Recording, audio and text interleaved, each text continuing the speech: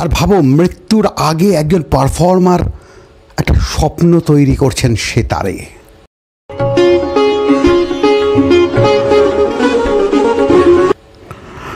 তারপরেই তুমি দেখলে রবিশঙ্করের পারফরমেন্সটা, তারপরেই আমরা দেখলাম একটা অপূর্ব কবিতা। ফলে একটা অদ্ভুত মৃত্যু চেতনা যখন আমাদের চারদিকে সবাইকে ঘিরে রাখে, যখন মনে হয় আর কিছু হওয়ার নেই, সেই সময় কিন্তু একটা কথা উঠে আসে যে হবেই হবেই হবেই, আমরা হারবো না, জীবন নিজেকে প্রতিষ্ঠিত করবেই। আজ এই কথা কেন বলছি, কেননা চারদিকে অদ্ভুত একটা হেরে যাওয়া পরিবেশ। মানুষের মনগুলো সবসময় সংকুচিত হয়ে রয়েছে। মনে হচ্ছে যেটা চাইছি সেটা কোনো দিন পাইনি, আর যেটা পেয়েছি সেটা কোনো দিন চাইনি। আমি জানি এটা তোমারও হয়, আমারও হয়। সবসময় একটা ডিপ্রেসড কন্ডিশন হয়তো মানুষকে ঘিরে রাখে। সেই রকম একটা জায়গায় রবিশঙ্করের মতো একজন সেতার বাদক পৃথিবীকে চ্যালেঞ্জ করেন। তিনি তাই জন্যে আমেরিকায় দাঁড়িয়ে বলেন, তোমরা নেশা করবে কি হাসিসের, এসো একটু মিউজিকের নেশা করি। এই যে চ্যালেঞ্জটাই তো লাইফ তো আমাকে নতুন করে নিজেকে আবিষ্কার করতে শেখায়। আর সেই আবিষ্কারের গল্পে আজকে আমরা দুজনের কথা বলবো। একজন হচ্ছেন মির্জা গালিব, আর একজন হচ্ছে জীবনানন্দ। না, তাদের নিয়ে গভীর কোনো জটিল অ্যানালিসিস আমি যাব না। মির্জা গালিব আর জীবনানন্দের মধ্যে কি অদ্ভুত এক জীবনের মিল। দুজনের দুটো সময়ের লোক, কিন্তু কি অদ্ভুত এক জীবনের মিল, সেই জায়গায় যাব। তার আগে মির্জা গালিবের ওই লাইনটা একবার মনে করিয়ে দিই। हज़ारों ख्वाहिशें ऐसी कि हर ख्वाहिश में दम निकले मेरा अरमा बहुत लेकिन जो निकले कम निकले। অর্থাৎ আমার মন জুড়ে প্রচুর চাহিদা, প্রচুর স্বপ্ন, তার কিছু পূরণ হয়েছে, কিন্তু যতটুকু পূরণ হয়েছে, যতটুকু চাহিদা বা তৃষ্ণা আমার মিটেছে, সেটা অত্যন্ত কমই মিটেছে। অন্যদিকে জীবনানন্দ কি বলছেন, যে শালি কুয়াশায় মরে যায় সে ফিরে নাহি আসে। অর্থাৎ দেখো কি অদ্ভুতভাবে জীবনের অনেক না পাওয়াকে এক কবি ধরে বলছেন, যেটুকু পেয়েছি তার তুলনায় না পাওয়া বিরাট। আবার জীবনানন্দ বলছেন, যে শালি কুয়াশায় মরে যায় সে ফিরে নাহি আসে। অর্থাৎ একটা অদ্ভুত না ফিরে আসার গল্প আছে। কিন্তু আবার এই জীবনানন্দই বলছেন কিন্তু অদ্ভুতভাবে, এই পৃথিবীর গভীরতম আধার এখন তবুও মানুষ ঋণী এই পৃথিবীর কাছে। অর্থাৎ কোথাও যেন লাইফ আর শেষ হয়ে যাচ্ছে না। মির্জা গালিবের যদি আমরা জীবনকে দেখি, সেটা একটা অদ্ভুত ট্র্যাজেডির মতো। একটু আগে যেমন কবিতার রবিশঙ্করের সুর দেখলাম, সেই রকমই একটা অদ্ভুত সুরের ঝঙ্কার সবসময় বাজছে, আবার জীবন সবসময় ট্র্যাজেডি তাকে ঘিরে ফেলছে। একদম খুব অল্প বয়সে তিনি তার বাবাকে হারান। তার বাবা খুব বড় যোদ্ধা ছিলেন। তারপরে তার কাকাকে হারান। ঘোড়া থেকে পড়ে গিয়ে তার বাবার মৃত্যু ঘটে। তার কাকা হাতির পিঠ থেকে পড়ে গেছিল। 1801 সালে মির্জা গালিব 13 বছর বয়সে ঘর ছাড়েন এবং গোটা জীবনটা, সেই সময় তিনি বিবাহিত। তার বউ সম্পর্কে বেশি তথ্য জানা যায় না, শুধু এটুকু জানা যায় যে তিনি তার বউয়ের সাথে তার সম্পর্কের বনিবানা খুব কম ছিল। তার বউ এক ধরনের চিন্তাভাবনায় বিশ্বাসী ছিলেন, মির্জা আরেক ধরনের চিন্তাভাবনায় বিশ্বাসী ছিল। ফলে বউয়ের সাথে কখনোই বনিবানা হয়নি। তাহলে ছোটোবেলা থেকে একটা অদ্ভুত ইনসিকিউরিটি জীবন মির্জা গালিবকে তাড়া করে বেরিয়েছিল। অন্যদিকে জীবনানন্দের মা খুব বড় কবি ছিলেন। তিনি লিখেছিলেন, আমাদের দেশে হবে সেই ছেলে কবে, কথায় না বড় হয়ে কাজে বড় হবে। কুসুম কুমারী দাস সে যুগের এক বড় কবি। কিন্তু জীবনানন্দের জীবন জুড়েও দেখো, যেটা জয় গোস্বামী বারবার একটা অদ্ভুত লেখায় লিখেছিলেন, যে সারা জীবন ধরে তিনি শিকারী হতেই পারতেন, কিন্তু শিকার হয়ে উঠেছেন। আবার সুনীল গাঙ্গুলি এক জায়গায় বলছেন, একটা চাকরির জন্যে জীবনানন্দকে যে কষ্ট পেতে হয়েছে তা অকল্পনীয়।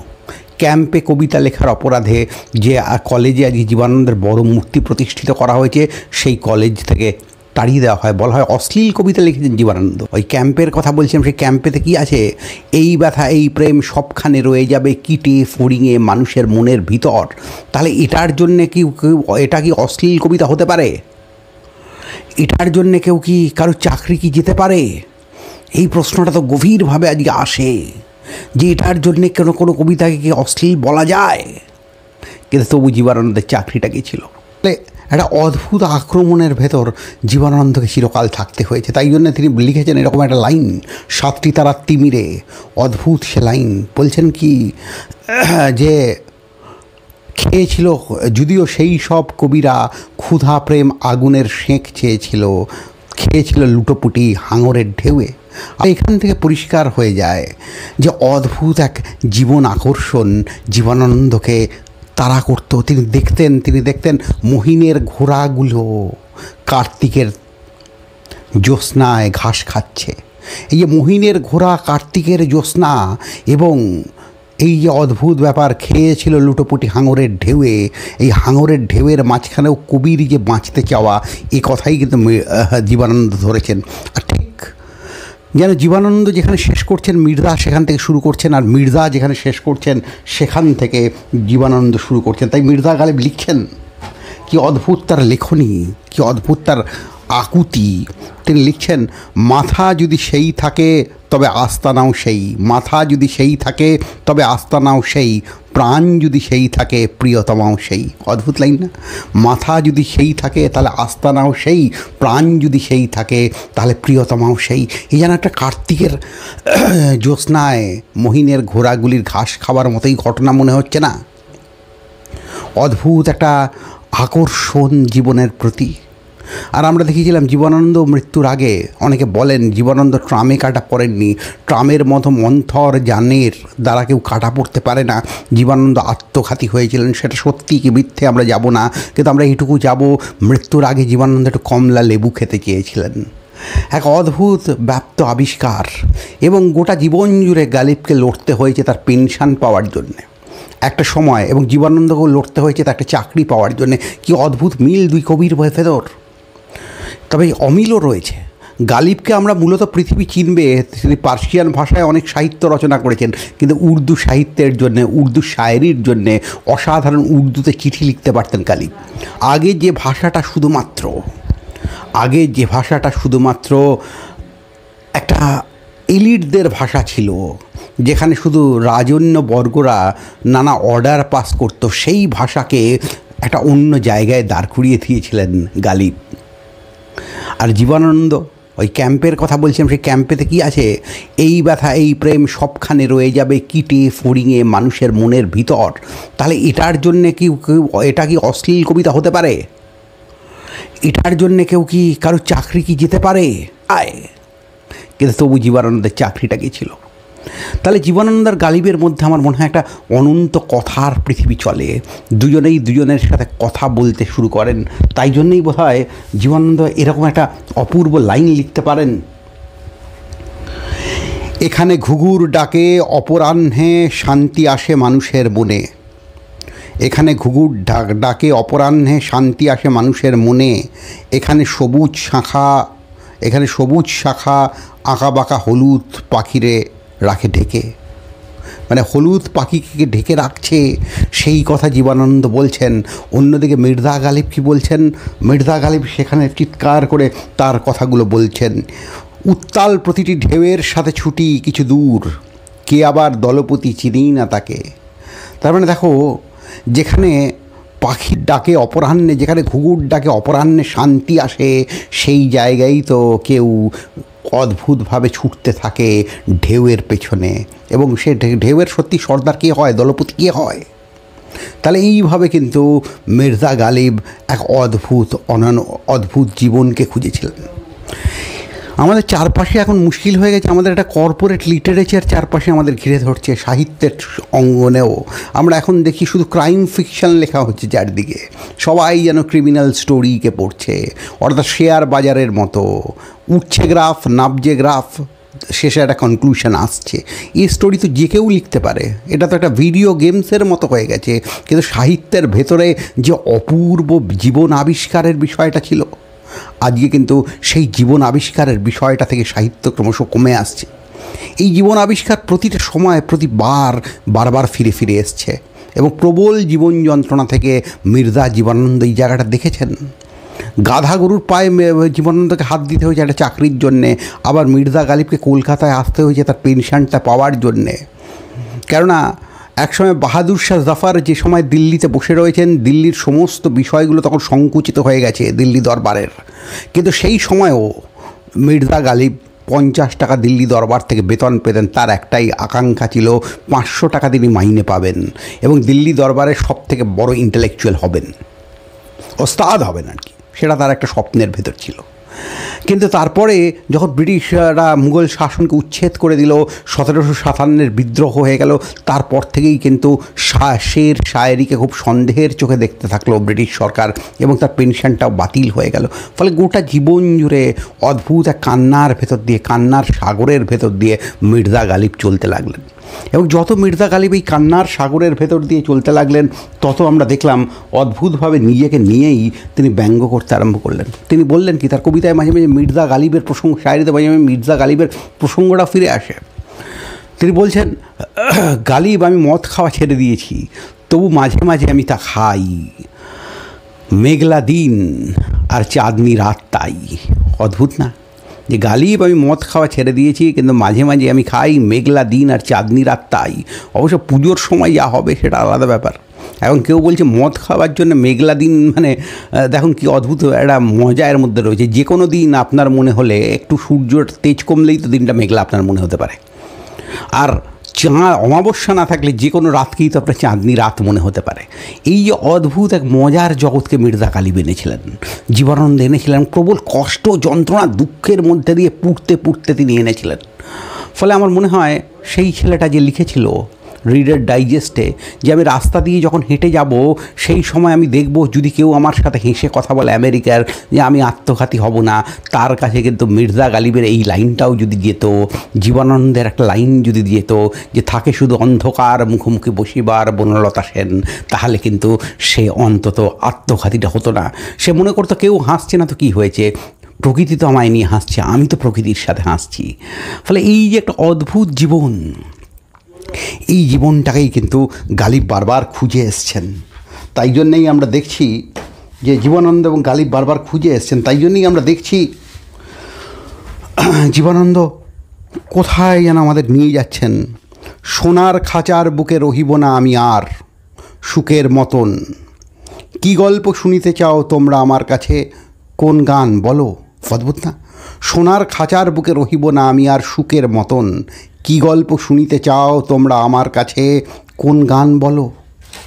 এবং গোটা একটা গানের কথা বলছেন, এবং গোটা জীবনানন্দকে যদি আপনি দেখেন তাহলে আপনি আস্তে আস্তে আস্তে আস্তে উপলব্ধি করবেন একটা নীল বাংলাকে তিনি আঁকছেন।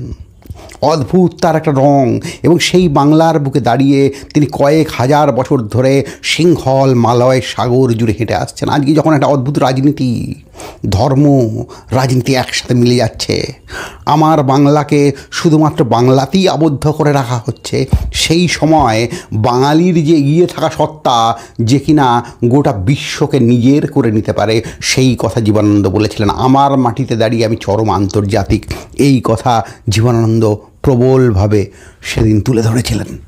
সুতরাং একটা অদ্ভুত গল্প, যে গল্পের কোনো শেষ নেই, কোনো শুরু নেই, চলতেই থাকে। তাই জন্য আমি বলি জীবন একটা রিলে রেসের মতো। মির্জা গালিব অদ্ভুতভাবে সেই মশালটা নিয়ে হাঁটতে হাঁটতে কোনো একটা সময় একটা জায়গায় মশালটা রেখে যান। মশালের আগুনটা যে সময় একটু কমে কমে আসে, সেই সময় সেইখান থেকে হয়তো জীবনানন্দ মশালটা নিয়ে নেন এবং জীবন জুড়ে হাঁটা চলতে থাকে, জীবন জুড়ে হাঁটা চলতে থাকে। তাই জন্যেই আমরা দেখি মির্জা গালিবে কি অদ্ভুত এক যন্ত্রণার কথা উঠে আসে,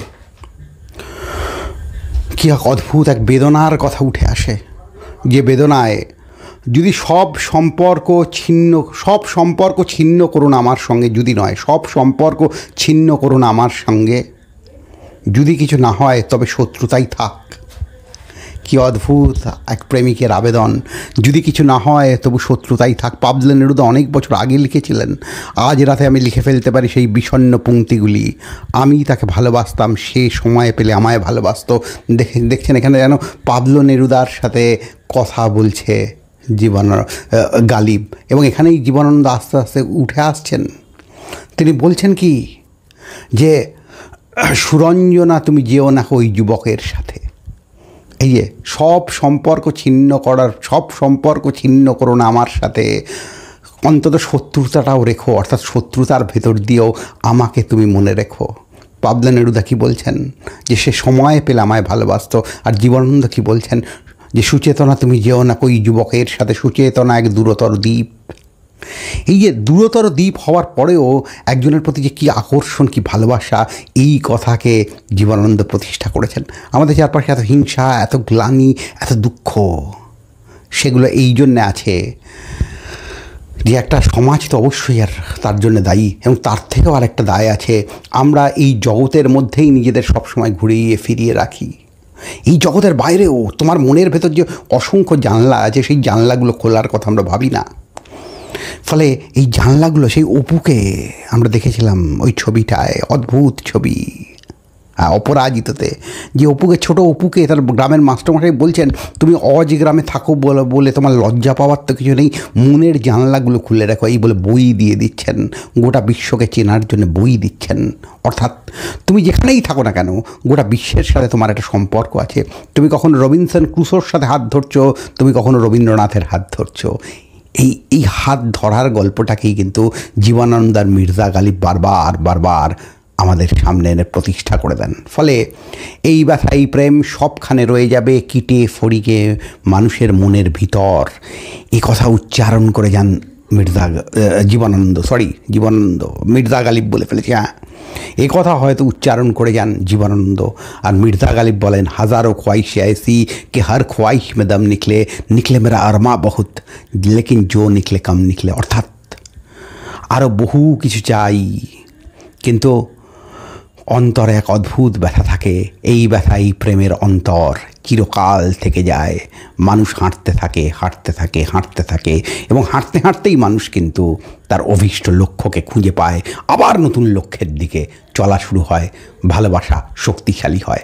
সুতরাং আজকে একটা অন্য ধরনের একটা আলোচনা আপনাদের কাছে রাখলাম, জানি না কতজন দেখবেন আপনারা, কিন্তু এই আলোচনাটা বোধহয় দরকার ছিল মির্জা এবং জীবনানন্দের সম্পর্কের মধ্যে। আর ওই যে মৃত্যুর আগে রবিশঙ্কর বেজে উঠছেন, তিনি বলছেন যে কামন, জীবনকে নতুনভাবে আবিষ্কার করতে হবে, নেশা করে কি হবে, জীবনের নেশা করো। আর সেই জীবনের নেশাকে আমরা কথা মুখে খুঁজি।